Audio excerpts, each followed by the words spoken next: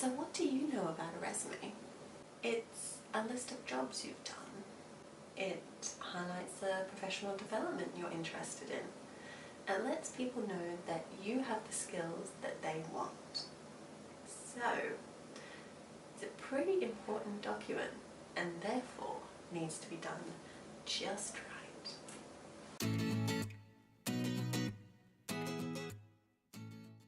Before you start writing up or tweaking your resume, you need to know that there are different types of resumes and you need to know which one would best fit the job that you are applying for.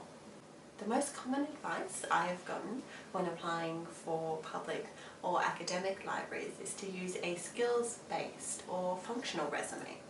And when applying for jobs in the public service, they prefer a chronological resume. And then there are the online resumes you can have. LinkedIn is a social network where you can list all the jobs you've ever had.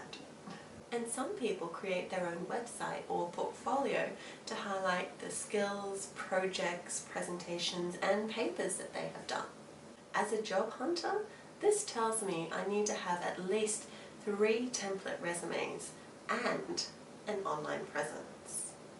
A functional resume allows you to put the skills you have developed front and centre.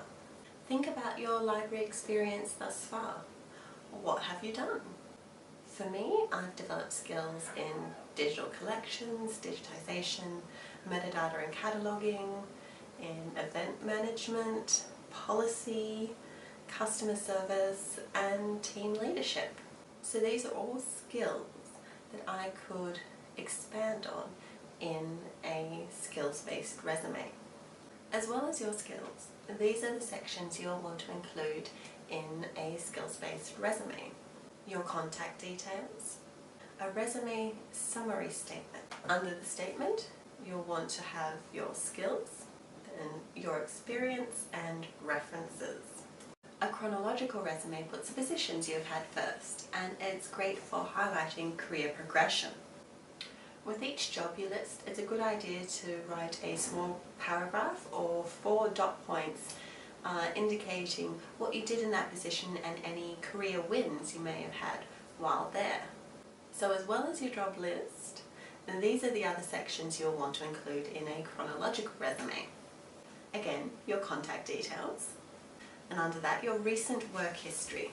It's ideal to put about 6 or 8 positions in here, which usually equivalates to 3 or 5 years worth of work. Then you'll put your education. Make sure to list university education as well as any courses you may have completed through work, and references. The next type of resume I'm going to mention is the targeted resume, and honestly the name of this resume kind of explains itself. You write your resume to target the specific skills and experience that the position description asks for. So say you have a position description in front of you. I have one right here.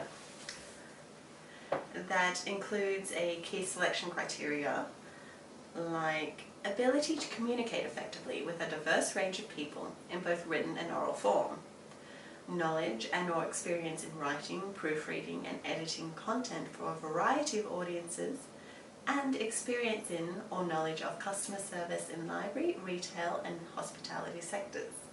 So going off a key selection criteria like this, you would include in your targeted resume your experience in education that highlights your communication skills, library experience and the customer service know-how that you have. When I first developed my library resume, I got overwhelmed with all these resume types. Then add in the advice I was getting from all the library job hunting workshops and seminars I was going to, I was left thinking I need to write a new resume for every job application I do. And honestly, I wasn't that far off. Originally, I created 3 template resumes and changed the skills and experience to suit the job I was applying for.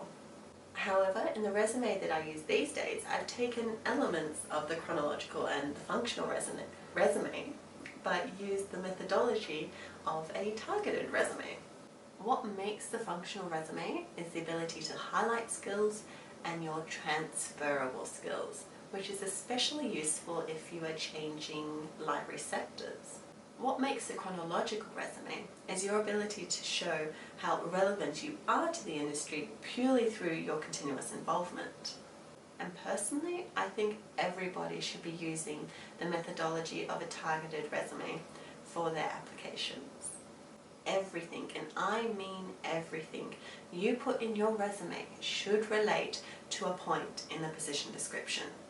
I even go as far as to use the language in the position description within my own resume. Now, you're probably wondering what such a blended resume looks like, so I'll show you.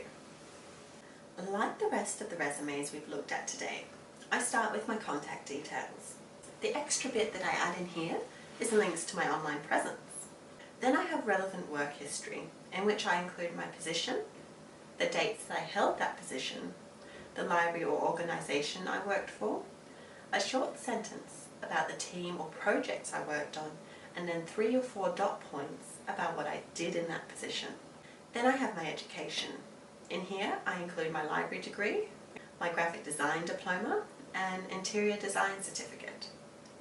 The next section is professional development, in which I include any volunteering, committee work, conferences, workshops, or short courses I've completed in the last 2 years. I finish with a summary of key strengths, which I always tweak to match the job I'm applying for. And all of this, I managed to fit into 3 pages. But honestly, your resume is a personal document, and it's up to you to experiment and refine it as you discover what the library industry likes. So let's recap. How do you refine your resume? Research. Find out what type of resume would work best for the position that you are applying for. Analyze. The position description holds all the keys. It tells you what skills and experience they are looking for, so make sure that you match your resume accordingly. Follow up. So if you don't get an interview, call the contact for the job and ask what you could have done better.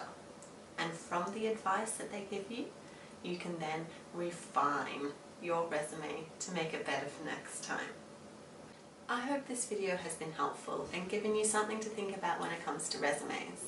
Stay tuned, because my next video will be about position descriptions and how to analyze them.